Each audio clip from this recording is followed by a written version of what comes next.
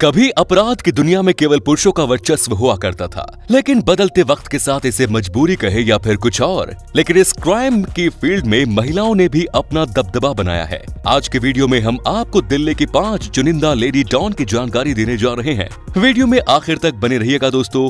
आज का वीडियो बहुत ही इंफॉर्मेटिव और इंटरेस्टिंग होने वाला है। नंबर 1 इज सोनू पंजाबन।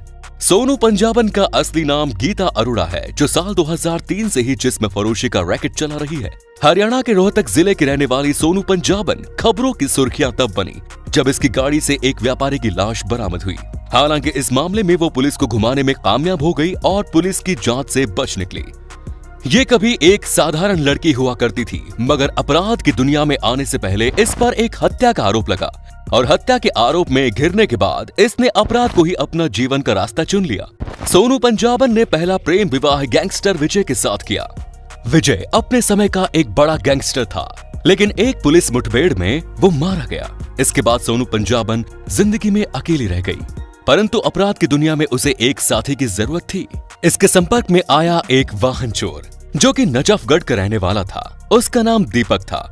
इसने दीपक से नजदीकियां बढ़ाई और उसके साथ रहने लगी, लेकिन दीपक भी कुछ दिनों बाद साल 2003 में असम पुलिस के एनकाउंटर में मारा गया। सोनू पंजाबन एक बार फिर अकेली हो गई। इसके बाद इसने दीपक के छोटे भाई हेमंत सोनू से शादी कर ली। हेमंत से शादी करने के बाद ही इसे सोनू पंजाबन का नाम मिला, लेकिन हेमंत की किस्मत भी खराब निकली। साल 2006 में एक पुलिस एनकाउंटर में हेमंत भी मारा गया और सोनू पंजाबन तीसरी बार अकेली हो गई। आपने उस फिल्म फुकरे देखी होगी, जिसमें भोली पंजाबन का किरदार सोनू पंजाबन के रियल लाइफ कैरेक्टर से इंस्पायर था। सोनू पंजाबन का दलालों का नेटवर्क काफी तगड़ा था। इसमें सभी राज्यों में अपने दलालों के नेटवर्क स्थापित किए और बड़े ही कॉर्पोरेट तरीके से सेक्स रैकेट का संचालन करने लगी। ये लड़कियों को फिक्स सैलरी पर काम पर रखती थी, उनसे देह व्यापार का धंधा करवाती थी। इसने दिल्ली के सभी दलालों से संपर्क किया। जिसने साथ नहीं दिया तो ठीक, उसने उसे ठिकाने लगवा दिया।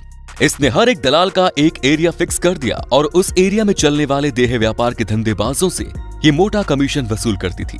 ये कभी खुद एक कॉल गर्ल हुआ करती थी, लेकिन आज उनकी सरगना बनकर बैठी है। कभी ये पाई पाई को मोहताज होती थी, आज करोड़ों की मालकिन बनकर बैठी है। देह व्यापार के मामले में सोनू पंजाबन का नाम पूरे देश में पॉपुलर हो गया। नेक्स्ट इज सायरा बेगम।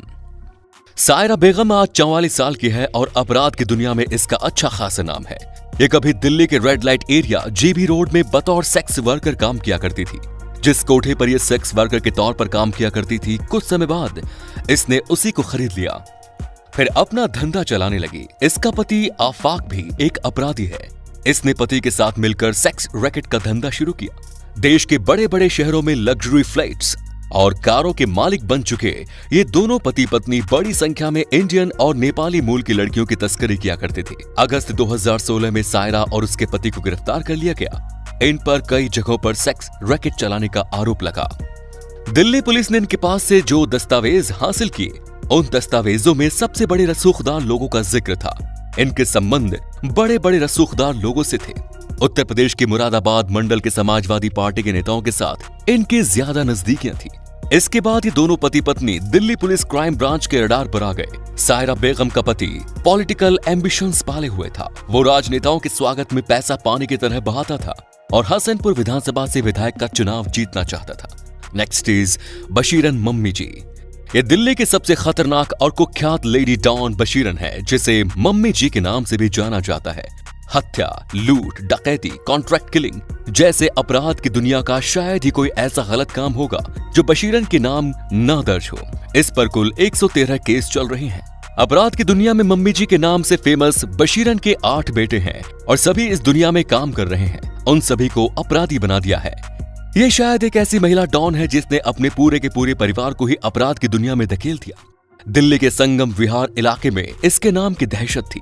ये वहां पर नशे का भी कारोबार करती थी। इसने उस इलाके के छोटे छोटे बच्चों को नशे की लत लगाकर फिर उन्हें अपराध की दुनिया में शामिल कर लिया था। संगम विहार का माहौल इतना खराब हो गया था कि लोग इसे संकट विहार कहने लगे। लेकिन इसके बाद जब ये दिल्ली पुलिस की आंख की किरकिरी बनने लगी, तो अगस्त 2018 में दिल्ली पुलिस ने इसके खिलाफ सख्त एक्शन लिया। इसकी गिरफ्तार करने के लिए प्लानिंग की गई। दिल्ली पुलिस को इस बात की सूचना मिली कि बशीरन अपने परिवार से मिलने के लिए आने वाली है। पुलिस ने जाल बिछाया और बशीरन को ट्रैप करके गिरफ्तार कर लिया, फिर उसे जेल भेज दिया। बशीरन ने 45 साल की उम्र तक अपने अपराध का कारोबार बेखौफ चलाया। इसे लेडी डॉन होने का खिताब हासिल था और इसके साथ ही इसको मम्मी कहा करते थे। अपने जुर्म के किले की दीवारों को इसने इतना मजबूत कर लिया था कि कई मामलों में नामजद होने के बावजूद पुलिस इसे गिरफ्तार नहीं कर पाई। इसमें संगम विहार के सैकड़ों बच्चों को पहले तो नशे की लत लगवाई, फिर अपने अपराध की शतरंज का एक सिपाही बना दिया। संगम विहार में रहने वाले लोगों का कहना है कि इसने सरकारी पाइपलाइन पर इस तरह कब्जा जमा लिया था कि वो लोगों को घंटे के हिसाब से पानी दिया करती थी और उनसे पैसे वसूल करती थी। रात 8 बजे के बाद संगम विहार के इलाके में महिलाएं बाहर नहीं निकल सकती थी। कोई इसके खिलाफ आवाज नहीं उठाता था। बशीरन के कारनामों ने पुलिस के भी रोंगटे खड़े कर दिए। दरअसल अपने कॉन्ट्रैक्ट किलिंग के लिए मशहूर बशीरन ने साल 2017 के सितंबर मंथ में एक आदमी को मारने की सुपारी ले रखी थी। उसके आदमियों ने अपने टारगेट को जंगल में ले जाकर मारा और उसे जला दिया। इस भयानक हत्याकांड ने एरिया में सनसनी फैला दी। इस हत्या के एक हफ्ते बाद पुलिस को आधा जला और सड़ा गला हुआ शव मिला। इसके बाद से पुलिस बशीरन की सरगर्मी से तलाश करने लगी। हालांकि आज ये जेल में बंद है और अपने अपराधों की सजा काट रही है। Next is Shakeela. दिल्ली के पूर्वी इलाके में चलने वाले जुए और शराब के अड्डों की एक छत्र मालकिन बनी शकीला कभी सब्जी का व्यवसाय करके अपना जीवन चलाती थी, लेकिन ये धीरे धीरे जुए और अवैध धंधों के काम में उतरती चली गई। ये अवैध शराब और जुए के धंधे में इतनी आगे पहुंच गई कि आगे चलकर दिल्ली में जुए के अड्डे और अवैध शराब के कारोबार पर इसका राज हो गया। इस पर 21 से भी ज्यादा आपराधिक मामले दर्ज हैं। इस पर मारपीट, तस्करी और हत्या के मामले भी चल रहे हैं। पूर्वी दिल्ली के सरदारपुर थाने की पुलिस का मानना है कि इसके जुए के अड्डे पर बड़े बड़े अपराधी इकट्ठा होते हैं। लोकल थाने की पुलिस ने इसे बैड कैरेक्टर के तौर पर मान रखा है। पुलिस रिकॉर्ड के अकॉर्डिंग बैड कैरेक्टर उसे कहा जाता है जिसका आपराधिक क्षेत्र में एक लंबा इतिहास रहा हो। ऐसा व्यक्ति कभी भी कानून और व्यवस्था के लिए खतरा बन सकता है, इसीलिए इस पर हमेशा नजर रखी जाती है।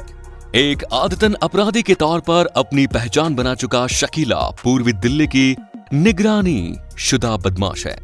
इसके अड्डों पर अक्सर छेनू गैंग के लोगों का आना जाना लगा रहता है। नेक्स्ट इज रानी। दिल्ली के इलाके में कई रॉबरी और चैन स्नैचिंग के मामलों में रामप्रीत कौर का नाम सामने आया। इसे रानी के नाम से भी जाना जाता है। पुलिस ने जब इसे गिरफ्तार किया तो इसने पुलिस को बताया कि साल 2014 में अपने पति की हत्या के आरोप में इसे पुलिस ने अरेस्ट किया था। उसके बाद से ही इसने जुर्म की दुनिया में कदम रखा। लगातार सैकड़ों रॉबरी और चैन स्नैचिंग की घटनाओं को अंजाम दिया। यह लगातार पुलिस को चकमा देती रही और पुलिस इसके पीछे लगी रही। बीते साल पुलिस को इस बात की सूचना मिली कि एक महिला पुरुषों के कपड़े पहने हुए हैं और वो महिलाओं के मोबाइल और चैन छीनने की कोशिश कर रही हैं। पुलिस ने उस एरिया के लगभग 38 सीसीटीवी कैमरों के फुटेज को तलाश किया और इन फुटेज के आधार पर उसने रामप्रीत को और पुराने की पहचान की। जाल बिछाकर पुलिस ने इसे गिरफ्तार किया। इसके पास सोने की चैन और 2 सोने की अंगूठियां पुलिस ने जब्त की, लेकिन इसके बाद उसने पुलिस को बताया कि चोरी के पैसों से ही रामप्रीत कौर ने 114 लाख का घर खरीदा। तो दोस्तों, हमें यकीन है वीडियो आपको पसंद आया होगा। अपनी राय कमेंट बॉक्स में जरूर लिख कर दें। जल्द मिलते हैं नए वीडियो में। जय हिंद, जय भारत, वंदे मातरम।